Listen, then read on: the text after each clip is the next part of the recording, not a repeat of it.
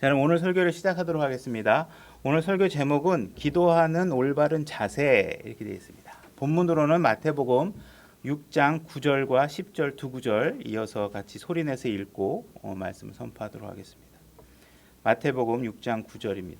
다 찾으셨죠? 자, 소리내서 읽겠습니다. 9절 10절입니다. 시작.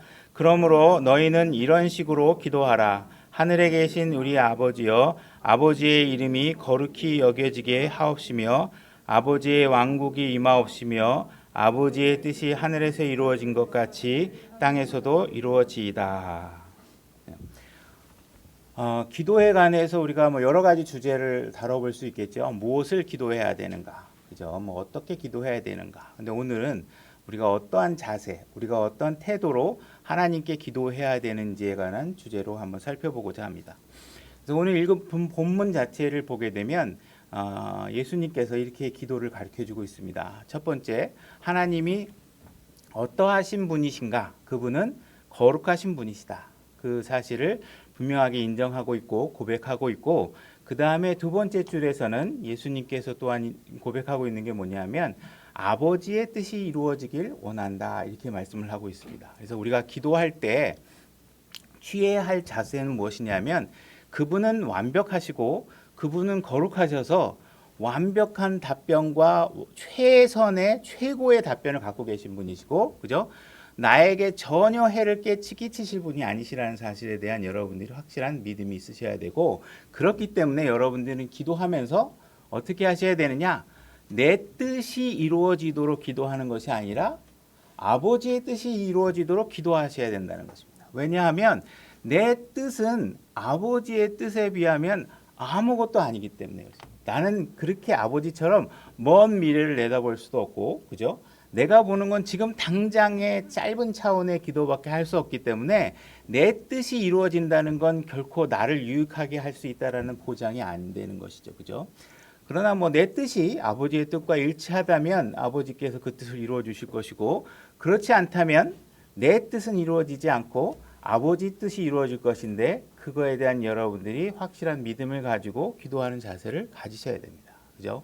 그러니까 여러분들이 아버지가 어떤 분이신가, 이거에 대한 확실한 믿음이 없다면, 그죠? 여러분들은 기도하면서 매번 실족하게 되겠죠. 그죠? 우리 어린아이들이 막 아버지한테 엄마한테 뭐 해달라고 하지만 아버지와 엄마는 아이들에게 유익한 답변을 주고 아이들은 그 답변을 원하지 않지만 나중에 되돌아보면 그게 얼마나 유익한지 알죠. 그죠? 전 여담이지만 어렸을 때 왕자표 크레파스가 있는데 그걸 두 줄을 갖고 다니는 친구가 그렇게 부러웠어요. 저는 맨날 그림의 소질도 없으니까 가질 필요도 없지만 한 줄짜리 12색짜리 정도 이렇게 사고 가지고 다니다가 맨날 부러지면 엄마 아버지가 여기 모아서 갖다 주면 그거 가지고 다니고 그랬는데, 근데 어쨌든 저를 사치하게 하지 않으신 부모님에 대해서 저는 크면서 굉장히 감사하게 생각이 들더라고요. 그냥 해달라는 대로 다 해주고 이렇게 하지 않은 부모님이 오히려 저는 감사하게 느껴지거든요. 문득. 그러니까 우리가 소비가 막 늘어나는 거는 쉬워도 줄이기는 어렵잖아요. 그죠? 그러니까 때로는 그때는 이해하지 못했지만 그 부모님이 선한 가르치심이 나에게 다 유익이 있구나라는 걸 알게 돼요. 우리가 기도할 때도 그렇다는 것이죠. 그죠? 그걸 우리가 어린아이처럼 하는 게 아니라 우리가 성숙하게 아버지의 그런 결론에 대해서 우리가 신뢰해야 된다는 것이죠. 그래서 우리가 어떻게 기도하든 무엇을 기도하든 어떤 자세를 기도하든 우리는 항상 그 답을 어떻게 찾아야 되냐면 성경을 통해서 찾아야 된다는 거예요. 이게 우리 신앙의 가장 중요한 기준이 되어야 된다는 거예요. 많은 목사들이요, 기도하면 여러분들 하나님께서 이런 것도 안 들어주시겠습니까? 이런 걸 기도하세요, 저런 걸 기도하세요, 하나님은 이런 것도 들어줍니다 하면서 자신의 생각과 신념과 자신의 그런 선호도를 갖다 여러분들에게 가르치기도 하는 경우를 많이 보게 돼요. 그죠? 그러나 그 개인적인 목사의 사적인 견해에 여러분들이 신뢰를 가지고 기도하다 보면 다 망가지게 돼 있습니다. 그죠? 하나님께서는 이미 우리에게 모든 필요한 답을 어디에 기록해 주셨냐면 성경에 기록해 놓으신 거예요. 그러니까 어떻게 기도해야 되냐, 무엇을 기도해야 되냐, 어떤 자세를 기도해야 되냐, 이 모든 답의 해답의 출처는 어디서 나와야 되느냐?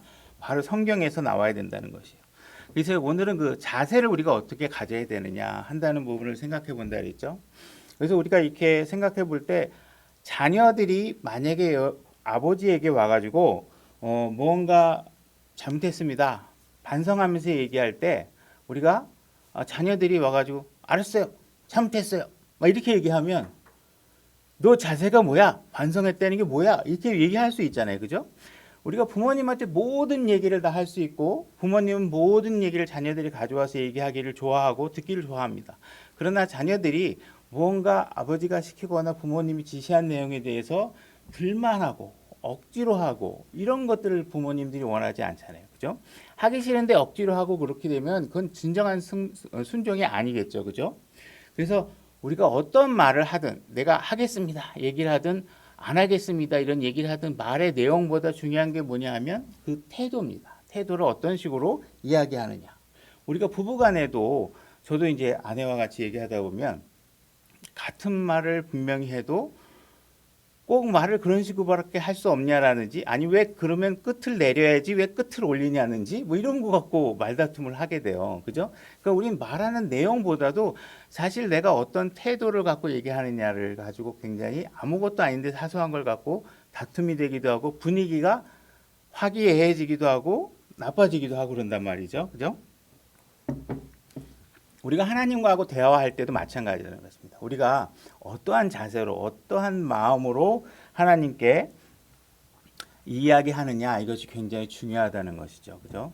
자녀들이 와가지고 뭐 학교에서 있었던 일도 얘기하고 하다못해 여자친구하고 있었던 일도 얘기해주면 부모님 굉장히 기쁘죠. 그러니까 사소한 것까지 나에게 얘기해주면 기쁩니다. 근데 아무리 많은 이야기를 다양하게 나에게 한다 그래도 마치 나를 대하는 걸 옆에 있는 친구들 대하듯이 격식 없이 나에게 많은 얘기를 한다. 그러면 그거는 경우가 다른 문제라는 것이에요. 그죠? 분명히 아버지가 있고 자식이라는 위치가 있기 때문에 아버지를 대할 때 어떠한 자세로 이야기를 해야 되느냐 하는 것들은 그러한 자세와 태도라는 건 굉장히 중요하다는 것입니다. 그죠? 마찬가지로 우리가 하나님 앞에서 우리가 거듭나는 순간 하나님과 우리는 아버지와 아들, 자녀의 신분을 얻게 되는 것입니다. 그래서 하나님 아버지께서는 분명히 우리에게 모든 이야기를 할 수 있도록 허락하고 계십니다. 모든 얘기를 듣고 싶어하고 기꺼이 나에게 와서 다 얘기해도 된다고 초대까지 하고 계시는 것이죠. 그죠? 그러면 하나님 아버지는 하물며 우리가 육적인 아버지에게도 함부로 얘기할 수 없고 예의를 갖춰서 얘기해야 된다면 하늘에 계신 아버지에게 우리가 무언가 기도할 때는 더 그거보다도 격식 있는 자세와 존경을 갖고 있는 마음으로 아버지께 가야 된다는 것입니다. 그래서 우리는 이런 자세를 철저하게 갖춰야 된다는 것입니다. 히브리서 4장 14절로 가보겠습니다. 히브리서 4장 14절입니다. 제가 읽겠습니다. 그런즉 우리에게 위대하신 대제사장 곧 하늘들로 들어가신 하나님의 아들 예수님이 계신 줄 알므로 우리가 그의 신앙 고백을 굳게 붙들자. 우리가 우리의 신앙 고백을 굳게 붙들자. 우리에게 계신 대제사장은 우리의 연약함의 감정을 몸소 느끼지 못하시는 분이 아니요 모든 점에서 우리와 똑같이 시험을 받으셨으되 죄는 없으신 분이시라. 그러므로 우리가 긍휼을 얻고 필요한 때에 도우시는 은혜를 얻기 위해 은혜의 왕자로 담대히 갈 것이니라. 자, 우리가 하나님 아버지의 긍휼이 필요하고 때로는 우리의 필요들을 주님 앞에 고백하고 간구할 때가 있겠죠. 그렇기 위해서는 우리가 하나님께서 뭐라고 얘기하고 계시냐면 그런 은혜가 필요하다면 어떻게 하냐면 담대하게 나와라. 주저하지 말고 나와라. 무서워하지 말고 나와라. 그렇게 얘기하시는 것입니다. 그죠? 우리가 뭐 이렇게 청와대 같은 데 들어가거나 하다못해 구청장을 만나도 우리가 몸가짐을 바로 하고 들어가게 되는 경우가 많거든요. 이렇게 그렇죠? 근데 하나님 앞에 들어갈 때도 우리가 두려운 마음이 있을 수도 있고 주눅이 들 수도 있는데 하나님께서 그럴 필요 없다. 너는 이제 나에게 아들인 신분이 되었기 때문에 굳이 소심하게 그렇게 쭈물쭈물하지 말고 직접 나에게 들어와라 하고 기꺼이 초대하고 계신다는 것입니다. 그죠? 만약 우리에게 필요한 것이 있으면 분명히 채워주실 수 있는 분이 하나님이십니다. 그죠? 우리에게 무슨 문제라도 있다면 다 도와줄 수 있는 분이 그분이시고 우리가 고난 중에 있을 때 우리의 고난의 문제를 위로해 주실 분도 주님이십니다. 그래서 이 모든 필요한 상황들을 도와주실 분이 주님이신데 우리가 어떻게 기도하고 무엇을 기도하고 다 성경 공부해서 다 알고 있는데 중요한 게 뭐냐면 기도를 하지 않으면 아무 소용이 없는 것이죠. 그죠? 기도는 무엇이다. 신학원 다녀가지고 막 배우고 기도에 응답은 성경에 어떻게 있고 뭐 다 배웠어요. 근데 정작 본인이 하나님 앞에 무릎 꿇고 기도하는 시간을 갖지 않는다. 그러면 그 은혜와 긍휼이 나에게 오지 않는다는 것입니다. 그것을 하셔야 된다는 것이죠. 그죠? 그래서 우리가 이런 것들을 필요를 얻기 위해서는 아버지 앞에 이 모든 것을 가져가서 고하고 그거에 대한 결과를 도움을 얻을 수 있도록 여러분들 입을 열어서 그분 앞에 아뢰야 된다는 것이죠. 자, 히브리서 10장 19절로 가보겠습니다. 제가 읽겠습니다. 그러므로 형제들아 우리가 예수님의 피를 힘입어 새롭고 살아있는 길로 지성소에 들어갈 담대함을 얻었는데, 자, 우리가 하나님께서 아까 담대함을 가지고 나에게 나와라 이렇게 얘기했잖아요. 그럼 내가 담대하게 나갈 수 있는 근거가 되는 것이 무엇이냐면 예수님께서 그것을 피로 우리가 그분 앞에 담대히 나갈 수 있는 길을 만들어 놨다는 거예요. 그러니까 내가 담대해질 수 있는 근거는 어디 있느냐? 예수님의 피 때문에 그렇다는 것이죠. 그죠? 이 길은 그분께서 우리를 위하여 휘장 곧 자기의 육체를 통해 거룩히 구분하신 것이니라. 예전에는 우리가 감히 하나님 앞에 나갈 수 없었고 대제사장만 나갈 수 있고 이랬는데 예수님께서 자신의 피로 하나님과 우리 사이에 담대히 나갈 수 있는 길을 확보해 놓으셨기 때문에 우리가 그렇게 나갈 수 있게 되었다는 것입니다. 에베소서 3장 12절로 가보겠습니다. 제가 읽겠습니다. 그리스도 안에서 우리가 그분의 믿음을 통해 담대함을 가지며 또 확신 있게 나아감을 얻느니라.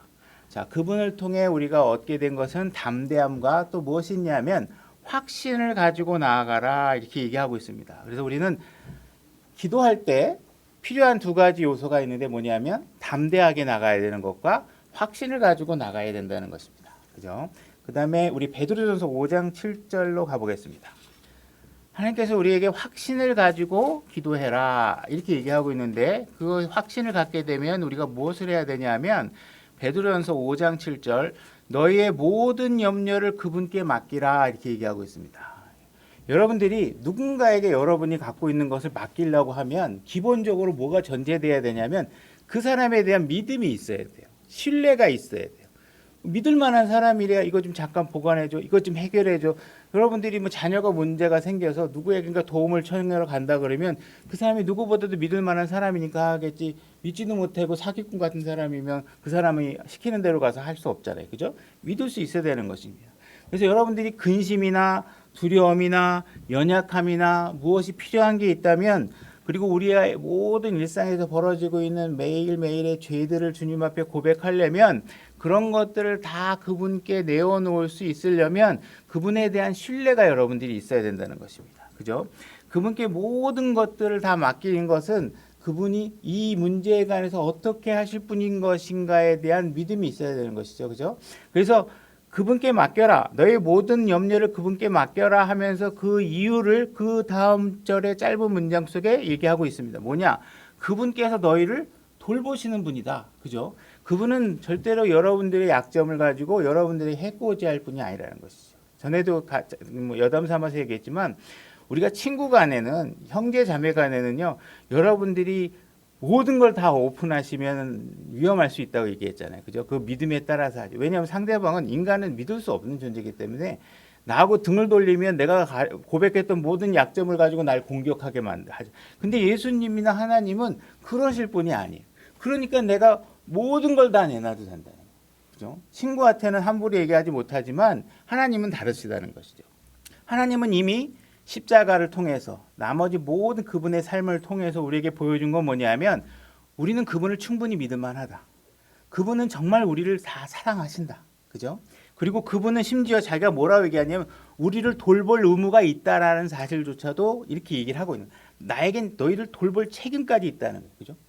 여러분들을 십자가로 인해서 구원을 해놓고 나서 여러분들은 영원한 세계에 이끌어갈 동안 하나님은 예수님은 여러분들을 한 생명도 놓치지 않고 실패 없이 다 가져가실 분이에요. 그러니까 우린 그분을 철저하게 신뢰할 수 있다라는 것이죠. 그러니까 우리는 그분께 모든 것을 갖고 맡겨라 이것이죠. 그죠? 그분의 사랑은 이미 입증되었고 우리는 의심할 여지가 없고 그러니 우리는 그분께 모든 것을 맡길 수 있다는 것입니다. 베드로전서 5장 5절로 다시 올라가 보면 너희 젊은 사람들아 이와 같이 장로에게 복종하고 참으로 너희가 다 서로에게 복종하며 겸손으로 옷 입으라. 자, 겸손. 하나님께서 교만한 자를 물리치시고 겸손한 자에게 은혜를 주시느니라. 자, 겸손. 그러므로 하나님의 강한 손 밑에서 스스로 겸손하라. 겸손. 그러면 정하신 때에 그분께서 너희를 높이시리라. 너희의 모든 염려를 그분께 맡기라. 그분께서 너희를 돌보시니라. 자, 우리가 아까 앞에서 우리가 얘기하고 있는데 우리가 하나님 앞에 담대하게 나가라 하는 이야기를 아까 읽었었잖아요. 근데 지금 여기서는 무엇을 강조하고 있냐면 여러분들이 기도할 때 그분께 무엇을 맡길 때 취해야 될 자세에 대해서 겸손하라, 겸손하라, 겸손하라 3번을 지금 강조하고 있죠. 그죠? 그렇다 그러면 뭔가 지금 하나님 앞에 담대하게 나가야 되는 것과 이것보다도 더 3번씩이나 반복해서 강조하고 있는 겸손이라는 자세에 대해서 우리가 균형감을 가지고 이 문제를 바라봐야 된다는 것입니다. 그죠? 아버지 앞에 담대하게 나갈 수 있으니까 아버지 앞에 막 하는데 아버지가 하는 일인데 막 끼어들어가지고 아버지 잠깐 내 얘기 좀 들어보세요. 그러고 막 무례하게 막 얘기를 해도 되냐? 이런 식의 담대를 얘기하는 것은 아니라는 것이에요. 분명히 우리 주님께서는 우리를 갖다가 기도하도록 초대하고 있지만 우리가 하나님 앞에 가서 아버지 이거 좀 하세요. 이거 해주셔야 돼요. 이거 왜 안 해주세요 하면서 아버지를 지시하듯이 우리가 그분께 담대하게 나가는 것을 얘기하는 건 아니라는 것이죠. 그죠? 그래서 많은 은사주의 목사들이 성도들에게 기도해라. 하나님께서 무조건 다 들어주신다. 이 이야기를 잘못 개념을 우리가 이해하게 되면 어떻게 하는 거예요? 내가 시키는 대로 하는 하나님을 갖고 있는 거예요. 그러면 하나님이 절대적인 우위를 가지고 있고 최선의 답을 가지고 계신 아버지께 내 모든 문제를 맡기는 게 아니라 어떻게 해요?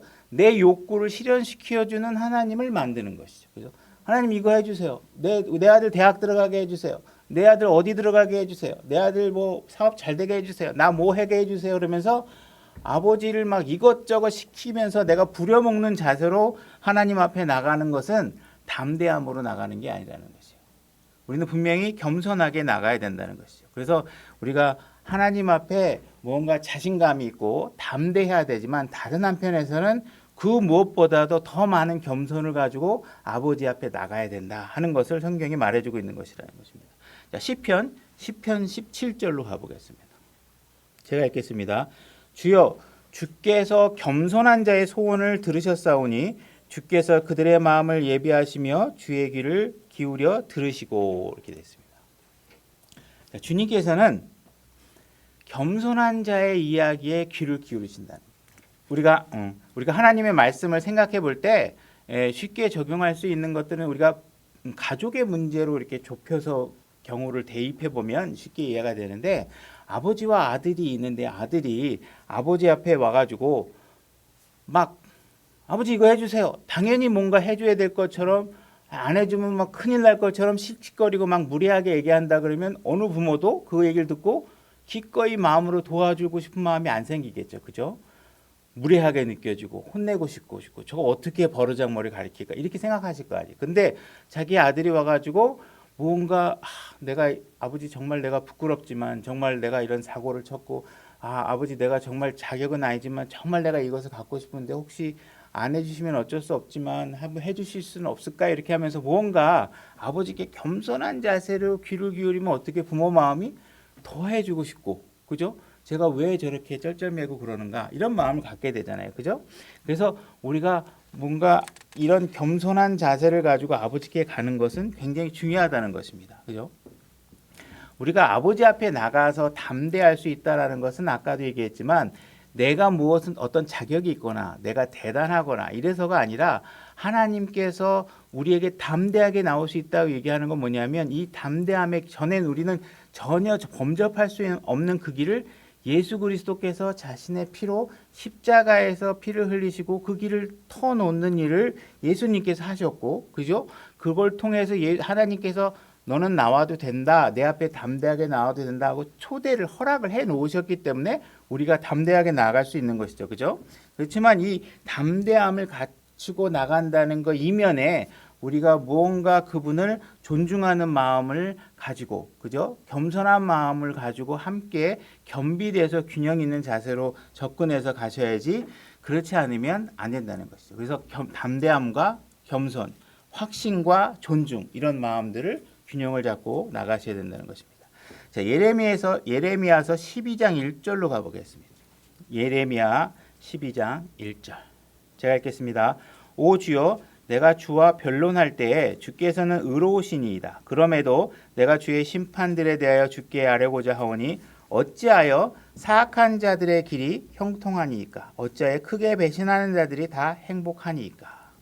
지금 예레미야가 하나님의 어떤 명령을 받아서 대언을 하고 있는데 아무리 봐도 이게 도대체 이해가 안 가는 겁니다. 사악한 자들이 계속 형통하고 있냐고 물어보고 있고, 어찌하여 크게 배신하는 자들이 다 행복하냐고 물어보고 있고, 그렇게 지금 하나님께 질문을 하고 있는 것이죠.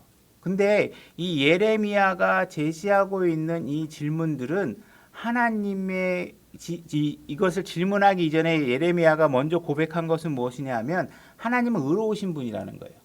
하나님은 분명히 의로우신 분이라 그럴 리가 없을 텐데, 그럴 리가 없을 텐데 내 눈에 보니 이 사악한 자들이 자꾸 형통하는 거예요. 뭔가 그들이 징계를 받고 하나님이 벌을 내려가지고 혼을 내야 될 것 같은데 그들이 더 잘 되는 것 같단 말이죠. 그러니까 뭔가 불공정함을 느끼고 있으니까 어떻게 해요?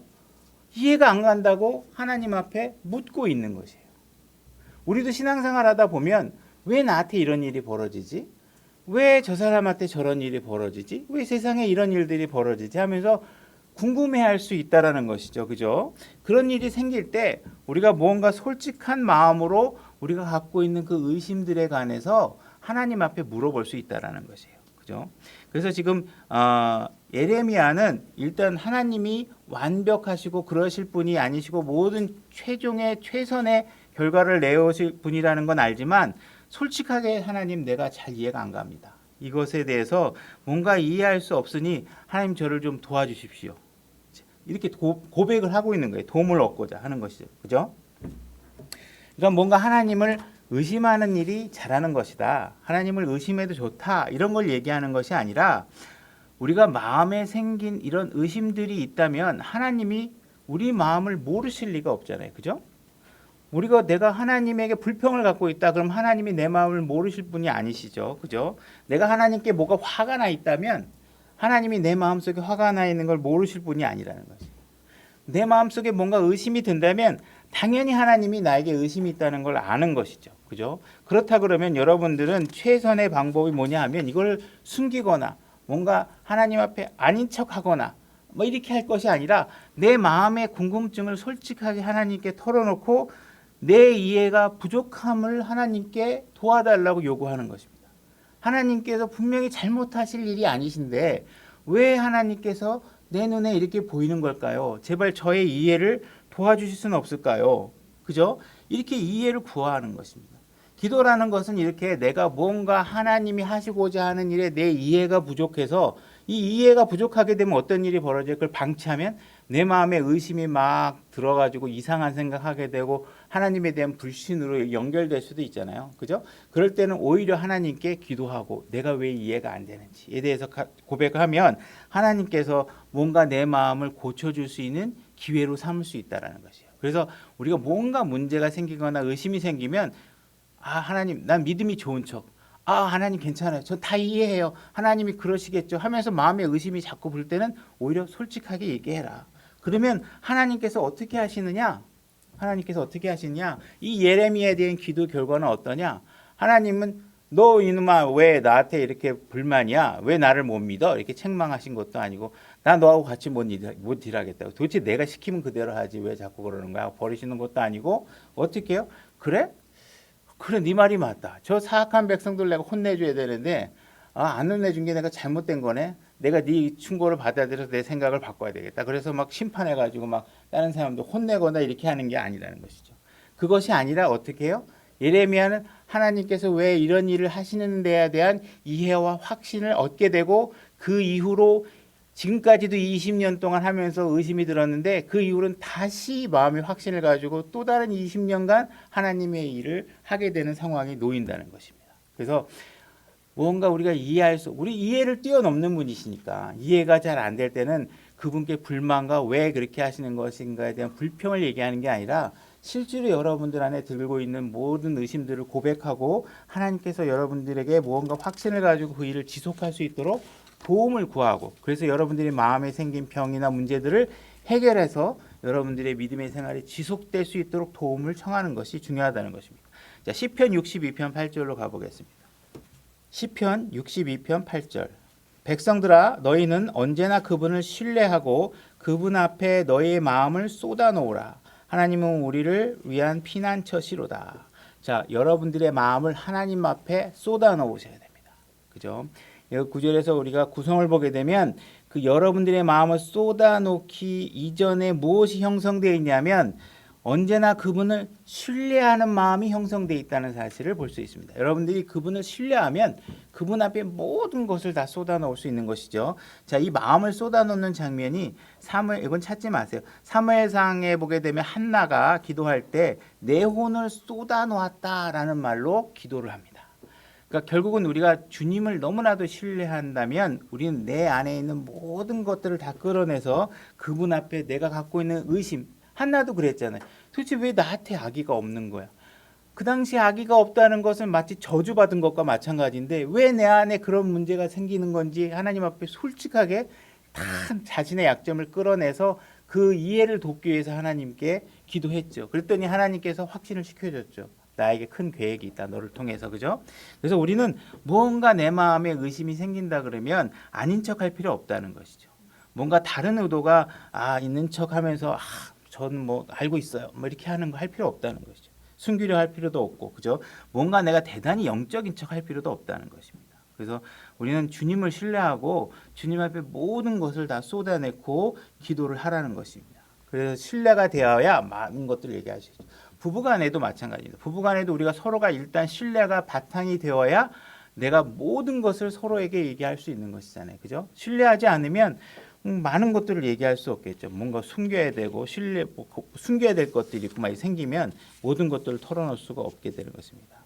그래서 우리가 좀 전에 읽었던 것처럼 우리가 그분을 신뢰하는 것이 형성되면 우리는 그분께 모든 것을 쏟아낼 수 있다는 것입니다. 다시 말해서 기도할 때도 정직하셔야 된다. 여러분들의 신앙생활은 기본이 다 정직이에요. 그죠? 정직하지 않다는 건 뭐예요? 거짓말하는 거죠. 하나님 거짓말하지 말라 했잖아요. 그죠? 그러니까 다 정직하셔야 돼요. 자, 누가복음 22장 39절로 가서 예수님께서 겟세마네 동산에서 어떤 기도를 하셨는지 한번 보겠습니다. 누가복음 22장 39절입니다. 제가 읽겠습니다. 그분께서 나아가사 늘 하시던 대로 올리브산으로 가심에 그분의 제자들도 그분을 따라갔더니 그분께서 그곳에 계시며 그들에게 이르되 너희가 시험에 빠지지 않게 기도하라 하시고 그들에게서 물러나 돌을 던지면 닿을 수 있는 곳으로 가사 무릎을 꿇고 기도하며 이르시되 아버지여 만일 아버지의 뜻이거든 이 잔을 내게서 옮기시옵소서 그러나 내 뜻이 아니었고 오직 아버지의 뜻이 이루어지기를 원하나이다 하시니 이 잔을 내게서 옮기시옵소서 할 수만 있다면 이 기도를 하고 있습니다. 다시 말해서 우리도 제발 뭔가 이 상황을 극복하고 뭔가 대안이 있다면 그 피할 수 있는 길을 기도할 때가 있죠. 그죠? 예수님께서도 지금 기도하고 계시는 것이에요. 지금 예수님이 이 땅에 오신 여러 가지 삶의 여정 중에 최고의 난제 앞에 지금 붙들려 있는 것이에요. 십자가에서 못 박혀 죽으셔야 되는 그 상황이 오신 것이죠. 그죠? 예수님에게 이 문제가 난관이고 제일 어려운 지점이라는 것은 육신에게 못이 박히기 때문에 그것이 힘들어서 지금 기도하는 게 아니죠. 이분이 이 기도를 하고 있는 건 뭐예요? 한 번도 경험해 보지 못한 죄의 상태로 입혀져서 하나님과 완전히 격리된 순간을 맞이해야 되는 사실이 예수님께서는 견딜 수 없는 거예요. 우리는 너무 그 사실을 즐기지만 하나님이 좀 뭔가 안 보셨으면 좋겠고 하나님을 저쪽에 코너에 몰아놓고 내 맘대로 좀 했으면 좋겠지만 예수님 입장에서는 지금 그런 일을 경험해 보신 적이 없는 거예요. 그러나 그 인간들을 위해서 죄의 상태가 돼서 지옥까지 떨어져 가고 아버지를 찾아도 아버지가 들을 수 없는 지경까지 자신의 위치가 낮아져야 되는 상황이 너무나도 두려운 것이죠. 그래서 그분은 지금 아버지 앞에 솔직하게 기도하는 거예요. 혹시 이 잔을 마시지 않고 아버지의 뜻을 이룰 수 있는 뭔가 다른 대안이 있다면 그 대안을 혹시 주신다면 너무 감사하겠지만 뭐예요? 예수님의 결정적인 기도는 어디 있어요? 그러나 내 뜻대로 마시고 아버지의 뜻대로 하시옵소서. 그죠? 내가 원하는 뜻이 있고 내가 했으면 좋겠다는 생각이 있는데 그러나 내 뜻은 중요하지 않다는 것이죠. 그죠? 아버지의 뜻이 중요하다는 것이죠. 그거에 대한 확실한 확신이 있어야 된다는 것이죠. 그래야 우리가 기도할 때 그분께 모든 걸 맡기고 그분의 처분을 기다리면서 우리가 기도해서 확신을 얻을 수 있는 것이죠. 그죠?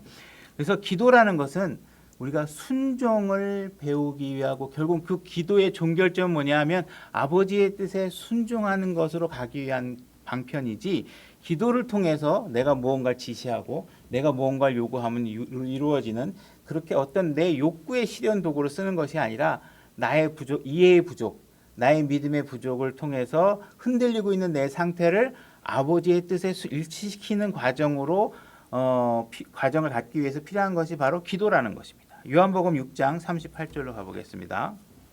제가 읽겠습니다. 나는 내 뜻을 행하려고 하늘로부터 내려오지 아니하고 나를 보내신 분의 뜻을 행하려고 내려왔느니라.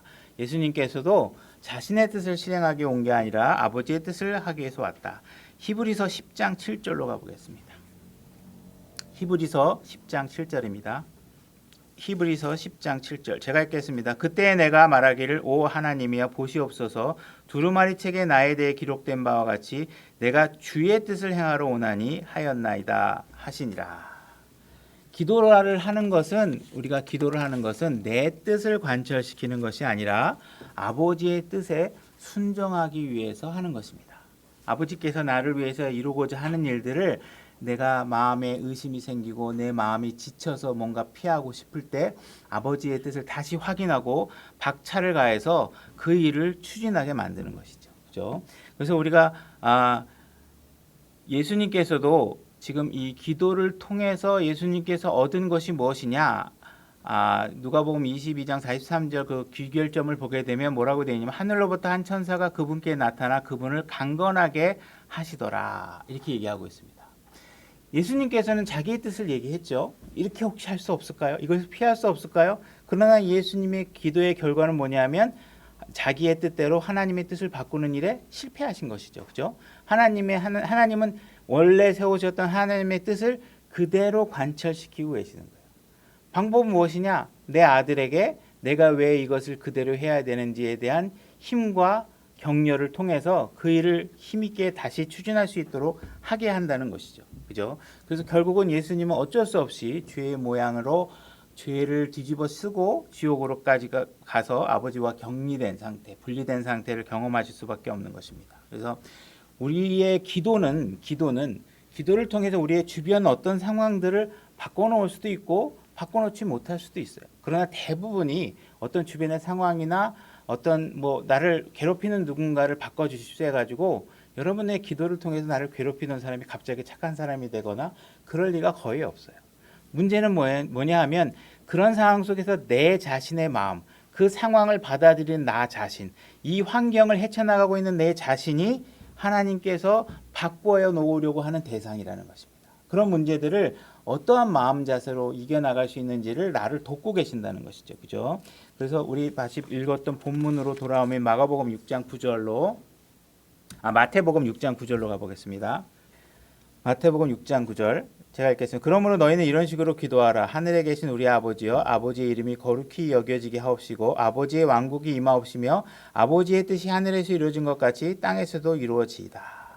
결국 우리의 요구를 하나님께 말씀드릴 필요는 있습니다. 그죠? 우리는 주님 어떻게 이렇게 할 수는 없을까요? 저렇게 할 수 없을까요? 여러분들이 갖고 있던 생각들을 변형시키거나 가꾸거나 분칠하거나 이렇게 해갖고 마치 대단한 나는 영적인 사람이 생각할 거 없이 궁금한 게 있거나 의심이 들거나 하면 다 할 수 있죠. 그러나 우리의 귀결지는 뭐라는 것이냐 하면 아버지의 뜻이 이루어지도록 나에게 이해를 좀 더 돕고 주셔서 이 일을 좀 더 내가 확실한 마음을 가지고 할 수 있도록 주님께서 해달라고 얘기하는 것입니다.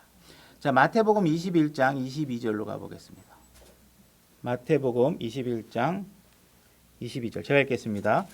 너희가 믿고 기도할 때 무엇을 구하든지 모든 것을 받으리라 하시니. 우리가 많이 듣는 기도죠. 그래서 내가 그럼 믿고 기도하면 무엇이든지 다 해준다고 하셨으니 내가 우리 아들 대학 갈 줄 믿습니다. 이러면 그 믿음이 그대로 될 것이냐 하는 것이죠. 그죠? 그럼 여러분들 알다시피 해봐서 다 알잖아요. 그렇게 마음대로 안 되죠. 그죠? 그렇게 안 된다. 그러면 우리가 이 말씀에 대한 이 의미를 잘 이해하지 못하고 있다라고 볼 수 있겠죠. 야고보서 1장 5절로 가보겠습니다. 야고보서 1장 5절 제가 읽겠습니다. 너희 중에 어떤 사람이 지혜가 부족하거든 모든 사람에게 너그러이 주시고 꾸짖지 아니하신 하나님께 구하라. 그리하면 그것을 그에게 주시리라. 그러나 그는 믿음으로 구하고 조금도 흔들리지 말지니라. 흔들리는 자는 마치 바람에 밀려 요동하는 바다 물결 같나니 그 사람은 자기가 무엇을 주께 받은 줄로 생각하지 말라. 자, 믿음으로 구하라 이렇게 얘기하고 있죠, 그죠? 자, 그래서 우리가 신앙생활하면서 믿고 구하면 뭐가 다 되고 믿고 내가 흔들리지 않으면 하나님께서 다 들어주실 것 같은데 이게 잘 안 된단 말이에요. 그러니까 여기서 우리의 신앙에 어려움이 봉착하게 된다는 것입니다, 그죠? 찾을 필요가 없고 로마서 우리가 8장 26절에 보면 하나님께서는 뭐라고 얘기하고 계시냐면 우리는 마땅히 우리가 기도해야 될 바를 알지 못한다 이렇게 얘기하고 있어요, 그죠? 우리는 뭘 기도해야 될지 모르는데 우리가 어떻게 뭘 믿음을 가지고 기도를 하면 그것이 이루어진다라고 얘기하는 말들을 어떻게 균형 잡을 수 있냐는 것이죠, 그죠? 이럴 때 우리가 할 수 있는 최선의 방법들은 뭐예요? 수만 가지의 기도와 관련된 하나님의 말씀들을 다 올려놓고 거기서 우리가 공통된 맥락을 통해서 하나님께서 이야기하고 있는 바가 무엇인지가를 잘 이해해야 된다는 것이죠, 그죠? 예를 들어서 우리가 하나님의 뜻대로 기도하는 경우도 있습니다. 하나님의 그러면 뜻에 맞으면 다 이루어지느냐?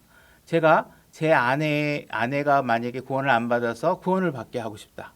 내 아들이 구원을 안 받아서 구원을 받게 하고 싶다. 그래서 내 아들의 구원을 위해서 기도합니다. 하나님 제 아들을 둘째 아들을 구원하게 해주세요. 첫째 아들을 구원하게 해주세요. 기도를 합니다. 모든 사람이 구원받는 게 하나님의 뜻입니다. 그렇죠? 그럼 난 하나님의 뜻과 일치돼서 기도했으면 확신을 가지고 믿으면 다 이루어지나요? 안 이루어져요. 그것이 그 사람이 구원을 받을 수 있느냐 안 못하느냐는 그 결정적인 권한은 누구에게 있느냐? 내가 기도하고 있는 그 대상이 하나님을 믿느냐 안 믿느냐 그 사람의 믿음의 여부에 갈려 있는 것이지 내 믿음과는 아무 상관이 없는 것이죠. 그러면 도대체 믿고 기도하라는 것이 뭐냐라는 것이죠. 그죠? 그죠? 뭔가 이렇게 내가 기도하는 이런 모든 것들이 뭔가 내 마음대로 되는 것인가 아니냐 하는 것에 있어서 뭔가 회의감이 느껴진다는 거예요. 그죠? 제가 우리 교회에 어떤 사람들의 가정을 위해서 기도하기도 합니다. 그죠? 그래서 뭔가 부부가 화합되고 좋은 결과가 이루어지길 원하지만 제 믿음과 아무 상관이 없습니다. 그거는 그 가정이 자신들의 믿음 속에서 어떻게 그 행위와 결과들을 도출해낼 것이냐는 각자의 삶에 달려 있는 것이죠. 그죠? 내가 기도하고 있는 믿음과는 아무 상관이 없는 거예요. 그죠? 그러니까 이와 같이 우리가 하나님의 뜻대로 기도한다고 해도 그것이 하나님의 뜻이기 때문에 반드시 이루어지느냐 그렇지도 않다. 오히려 내가 기도하는 대상의 믿음의 결과에 달려 있는 것이지 내 뜻과는 아무 상관이 없다는 것이죠. 그죠? 그럼 과연 우리가 분명히 하나님께서 기도할 때 믿음을 가지고 기도하라는 그 말씀은 내가 이해하겠는데 그렇다면 도대체 믿고 기도해야 되는 바가 무엇이냐는 것입니다. 그 믿어야 되는 대상을 지금 말씀드리겠습니다. 무엇이냐? 첫 번째, 그것은 만약 하나님께 내가 기도를 하면 하나님께서 나의 기도를 반드시 들어주신다. 여러분들이 청와대에 민원을 넣고 청와대에 편지를 보내면 여러분들의 편지들 중에 대통령한테 가는 것도 있고 안 가는 것도 있고 반드시 안 가요. 안 갈 확률이 높겠죠. 그죠? 아무 편지는 안 갑니다. 그죠? 근데 하나님께서 지금 여러분들에게 믿고 기도해라 하는 것 중에 하나가 뭐냐면 너희들이 기도하면 대통령, 하나님이 반드시 네 기도를 듣는다는 거예요. 여러분들의 기도를. 여러분들이 기도하는 걸 반드시 들어준다는 믿음을 갖고 기도하라는 것이고 두 번째는 무엇이냐? 무언가 하나님은 나보다 훨씬 뛰어난 최선의 답을 갖고 계시다 하는 것을 믿으라는 거예요. 그죠? 내가 아무리 요구하고 뭘 하고 주님 내 아들 반드시 대학 들어가야 됩니다. 그런데 대학을 못 들어가게 했어. 그러면 하나님이 어떻게 하신 거예요? 그것이 나에게 최선의 답일 수 있다는 거예요. 사도 바울이 주님 제발 제 눈에 각질을 제발 좀 없애줘서 이 가시를 없애줘서 좀 눈을 볼 수 있게 해주십시오. 그랬더니 하나님께서 어떻게 해요? 그게 너한테 좋아. 너 그거 없으면 너 교만으로 박살나. 너 그거 있는 거 감사해야 돼. 그러니까 네가 겸손하지. 너 그거 빼줘봐. 너 사도 바울 지금 바울이라 그러면 사람들이 껌뻑 주고 있는데 네 잘난 육체 갖고 네가 너 큰일 나. 그거 안 들어주시는 거예요. 그러니까 하나님은 뭐예요? 우리에게 최선의 답을 갖고 계시는 거예요. 그리고 하나님이 또 믿으라고 하는 건 뭐예요? 하나님은 자신이 약속하신 것은 반드시 지키시는 분이에요. 그죠? 그러니까 하나님께서 내가 저 사람이 하나님의 뜻대로 구원받기를 원합니다 하고 기도하면 그 사람이 믿으면 반드시 기도 이루어지는 거예요. 여러분들이 기도를 하고 믿을 때 여러분들이 무엇을 갖고 믿었냐 하면 여러분 주님 믿습니다. 주님 전 죄인입니다. 고백하고 다 믿었어요. 믿었는데 여러분들이 딱 믿고 나니까 뭔가 여기에 막 구원하고 막 마크가 찍히거나 뭐 갑자기 여러분들이 머릿속에 뭔가 무슨 뭐 무지갯빛이 확 들어가면서 뭐 너는 구원받은 자 이렇게 보여주는 그런 거 아니잖아요. 뭐예요? 약속을 믿는 거예요, 여러분들은. 내가 믿은 걸 약속을 믿는 거죠. 그러고 나서 약속을 믿고 갔더니 하나님께서 믿은 자에 따르는 확실한 기도의 응답들과 삶의 형태와 내가 모든 생활의 변화들이 점점 드러나죠. 하나님의 자녀임을 드러내게 해주죠. 그러나 어쨌든 여러분들의 출발은 뭐냐면 그분이 약속을 지켜주신다는 거예요. 그래서 우리가 누구든지 주의 이름을 부르는 자는 구원을 받으리라 하는 것은 그분이 주의 이름을 부르는 자는 구원을 받겠다고 하는 그 기도에는 무엇이 있어야 되냐면 반드시 믿음이 있어야 된다는 것이죠. 그죠? 믿음이 있어야 구원이 작동이 되고 한다는 것입니다. 그래서 우리가 기도할 때 확신을 가지고 기도하셔야 되고 겸손한 자세로 기도해야 되고 정직하게 기도하셔야 됩니다. 그 다음에 순종하는 자세로 기도해야 되고 믿음을 가지고 기도해야 됩니다. 그 믿음이라는 것은 무엇이냐? 하나님은 내 기도를 반드시 들어주시는 분이시다. 두 번째, 그분의 답은 항상 나의 답과 비교할 수 없을 만큼 높은 수준의 답을 우리에게 주신다. 그분이 주시는 답은 나에게 최선의 길이 될 것이다. 라는 믿음을 갖고 기도해야 된다는 것입니다. 그죠? 그 다음에 우리가 이제 마지막으로 우리가 다시 또 처음으로 돌아와서 우리의 태도가 중요하다. 그렇게 얘기를 했죠. 자, 빌립보서 4장 6절로 가보겠습니다. 제가 읽겠습니다. 아무것도 염려하지 말고 오직 모든 일에서 기도와 간구로 너희가 요청할 것들을 감사와 더불어 하나님께 알리라. 이렇게 됐습니다. 여러분들이 기도할 때 여러분들이 하고 있는 그 기도가 하나님께 불평으로 들리지 않도록 기도하셔야 된다는 것입니다. 여러분들의 마음은 감사의 마음으로 하셔야 돼요. 여러분들이 요구는 모든 것들이 감사에 둘러싸여져서 하나님께 드려져야 되는 것이에요. 여러분들이 하나님이 왜 이러시는 분이야? 불평하는 마음으로 하서는 절대로 안 된다는 것입니다. 자, 시편 100편 4절로 가보겠습니다. 제가 읽겠습니다. 감사와 더불어 그분의 문들에 들어가며 찬양과 더불어 그분의 뜰에 들어가서 그분께 감사하고 그분의 이름을 찬송하라. 주께서는 선하시도다. 그분의 긍휼은 영존하며 그분의 진리는 모든 세대에 지속되는도다. 하나님께서는 분명히 여러분들에게 구할 것이 있으면 뭐든지 구하라고 얘기하고 있습니다. 묻고 싶은 것이 있으면 다 솔직하게 물어도 됐다고 얘기하고 있습니다. 우리 안에 무언가 삶에서 필요한 것이 있으면 다 요구하라고 얘기하고 있어요. 그죠? 그러나 그것을 하기 전에 여러분들이 그분의 문 앞에 서서 해야 될 것이 있는데 여러분들이 먼저는 내가 하나님께서 나에게 해주신 많은 베풀었던 것들에 대한 감사하는 마음을 잘 되새겨 봐야 된다는 거예요. 하나님께서 여태까지 해준 게 뭘 해줬는지도 잘 모르고 그냥 하나님한테 가서 불평하듯이 막 이거 해주세요 저거 해주세요 이런 식으로 하면 안 된다. 그분이 나를 통해서 이루고자 했던 일들이 얼마나 많이 이루어졌는지, 그죠? 내가 정말 이렇게 호흡하고 이렇게 귀한 교회, 귀한 형제들과 하나님의 세상과 구별돼서 귀한 시간을 가질 수 있게 해주셨던 것들, 그죠? 주님을 알게 해주신 것, 이거 하나만으로도 감사한 거죠, 그죠?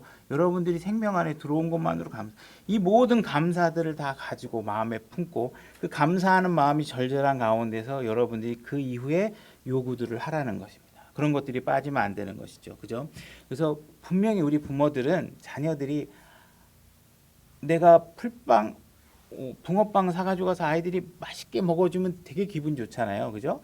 아버지 나 이거 뭐 좀 사주세요 할 때 내가 사줄 수 있으면 좋잖아요. 그래서 아들에게 축구 하나 사주세요 할 때 축구가 사줄 수 있을 때 정말 아들이 기뻐하는 거 보면 좋잖아요. 그죠? 우리 하나님도 마찬가지.